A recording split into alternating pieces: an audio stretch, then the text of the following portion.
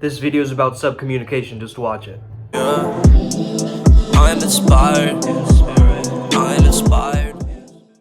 Hey there, what's happening guys? My name is Sumit Chatterjee from the Flow Zone Academy, and I'm a flow state coach, which means that I help you feel better and perform better. Today I want to talk all about subcommunication, okay? Subcommunication is way more important than communication in my personal opinion, because it's how you are making somebody feel. It's the impact, it's the value, it's the vibes, it's the energy.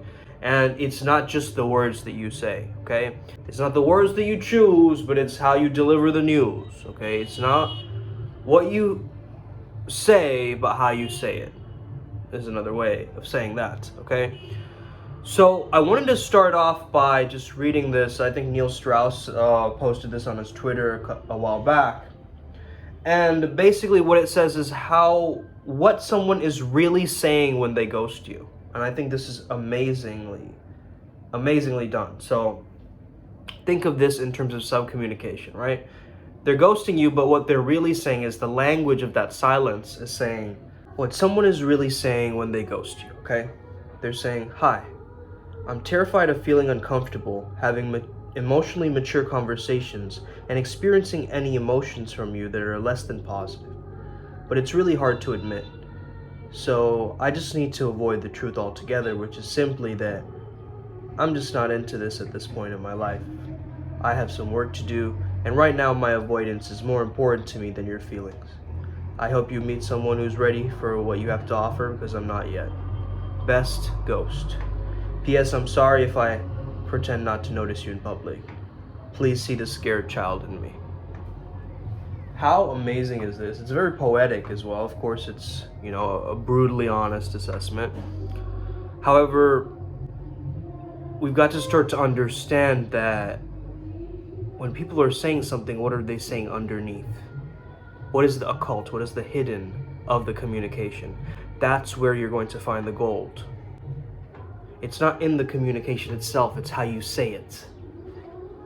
And when you have that delivery to match what you are saying, it's a powerful alignment, and people are going to resonate what you have to say a lot stronger. They're going to trust you more. You're going to be more likable, right? There's all these great benefits of using subcommunication correctly. So notice that I'm not speaking in one particular tone like this. Hey, welcome to class. Today I'm talking, right? That's monotone. One tone, singular tone. If you switch up your tonality, you'll start to notice that you can place emphasis on different words. It'll be a sarcastic tone. Yeah, right. Okay? As opposed to, yeah, right.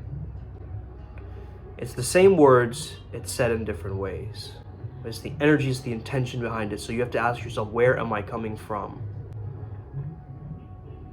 And understand that your emotions come from a baseline of care. So when you come back to whatever you're saying plus care, whatever you're saying plus self-love, try saying whatever you're going to say, but then at the end of it, there's an invisible "and I love myself" at the end of that sentence, right? And that's the vibe that you're going for, really. Some people can pick it up, and they're a lot more instinctive and intuitive when it comes down to this thing, because that might have been their survival strategy growing up, right? Noticing other people, being introverted, observing people, that might have been their survival strategy. Or it could be that, they are particularly interested in interpretation and observation and things like this, and really studying body language, because a normal psych class won't really go in depth with what body language really is or what subcommunication really is. Like, someone could come up to you and have a completely rehearsed script in their mind. However, it's how they deliver that script that is creating a space for the emotions to follow through. With just the words, we're getting this robotic outline. Does this make sense? So we need the mechanical, if we want. Like in a play, we have the mechanical script, but then there's an instinct that the actor is tapping into that makes the play interesting. So you want to look for that instinct in every conversation. You want to look for your own subcommunication. What are you subcommunicating? When you can work on catching it in yourself, you can easily catch it and spot it in others. And that's when you can really speak the truth to them. I've had a lot of conversations sort of die out in a sense, but I hold my values, right? I hold on to my values. Like, that's the most important thing that you can do. And just be real. Just be absolutely real. Like, hey, what's going on? Like, you're taking forever to respond. Am I making you uncomfortable? Is there something I could have said that would have made you feel better about this? Am I rushing in too fast to this? What do you think? What's going on, right? And that's such a powerful crescendo note, because what you're doing is you're establishing your carefrontations or your healthy, loving boundaries with people. You see, a lot of people haven't been brought up correctly. So when we say immature or juvenile behavior, I mean, it's not just that their behavior is juvenile, it's that their consciousness is not matured. So what does this mean? The mature masculine, the mature feminine evolve certain characteristics and traits that are complementary to each other. They help each other to survive and have a support system.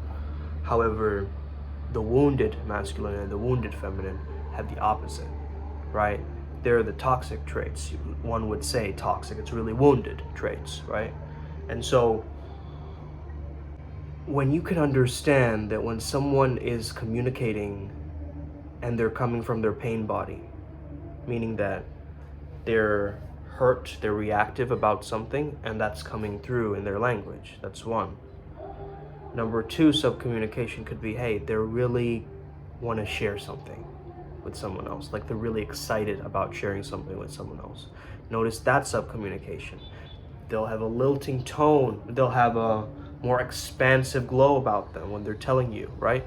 All these little instances can be picked up if you really watch a movie in slow motion and start noticing how the characters move. You will start to notice the characters doing a bunch of little micro expressions and different things that will make it very, very significant for you to notice, oh, that's actually what was running through their mind as they were saying those lines, because they were picturing something. Now, the picture can create the subcommunication very easily. So let's say you're talking with someone and then you just imagine their face morph into an animal's face. You would be very intrigued. You'd be like, it would change your facial expression, right?